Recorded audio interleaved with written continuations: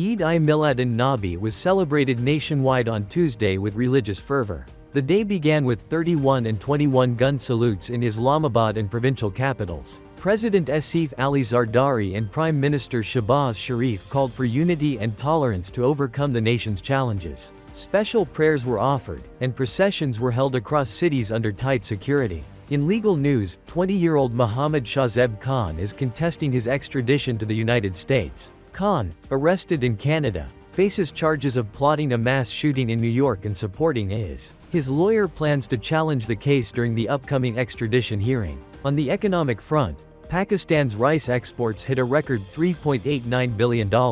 The surge was aided by favorable conditions and India's ban on non-basmati exports. The Rice Exporters Association has now set a target of $5 billion in annual exports. Meanwhile, Pakistan's energy regulator, NEPRA, has initiated proceedings against 3 power producers for failing to restore supply after last year's blackout. The plants have been issued show cause notices and could face penalties if found in violation. Indian Congress spokesperson Pawan Khera announced on Monday that the Congress National Conference Alliance is committed to restoring occupied Jammu and Kashmir's statehood ahead of assembly elections starting this week. Khera called for the return of rights taken away in 2019 and urged voters to back the alliance to defeat the ruling BJP. While Prime Minister Modi also promised to restore statehood, Khera questioned the BJP's original decision to remove it. In other political news, Delhi's Chief Minister Arvind Kejriwal has named Delhi Minister Atishi as his successor as he focuses on next year's elections. Atishi, a founding member of the Aam Aadmi Party, vowed to lead under Kejriwal's guidance. This shift comes after Kejriwal was released on bail in a corruption case, which he and his party deny. Meanwhile, schools in Manipur, in northeastern India, have reopened after a week-long closure due to renewed ethnic violence. The conflict, which has claimed over 200 lives since May, saw fresh clashes between the Meitei majority and the Kuki community. Authorities have now lifted curfews, and normalcy is slowly returning, though tensions remain high.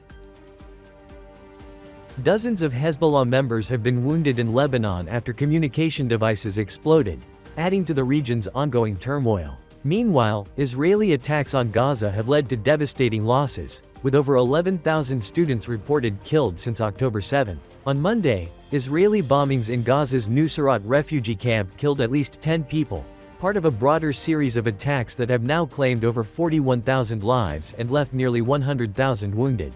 Israeli Prime Minister Netanyahu has announced expanded war goals, aiming to secure the return of residents to the Lebanese border. The UN Agency for Palestinian Refugees, UNRWA, warns that Gaza's sanitary conditions are worsening, with health threats from insects and rodents.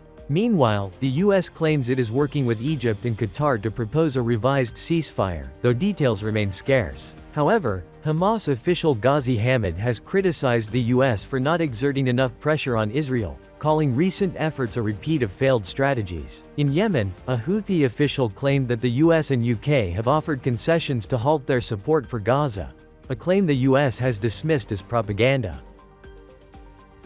Ukrainian forces have significantly escalated their offensive, destroying 9 residential buildings in 𝐒𝐭𝐨𝐫𝐢 village, located in the Kursk border region. This destruction comes amid intensified conflict as Russian forces target energy infrastructure in Ukraine's Sumy region, causing widespread power outages and reliance on backup systems. In response, Russia's defense ministry reports that 16 Ukrainian drones were shot down over the Bryansk and Kursk regions overnight. As the conflict continues to evolve, President Vladimir Putin has announced plans to bolster the Russian military, ordering an increase of 180,000 troops, potentially making Russia's army the second largest globally.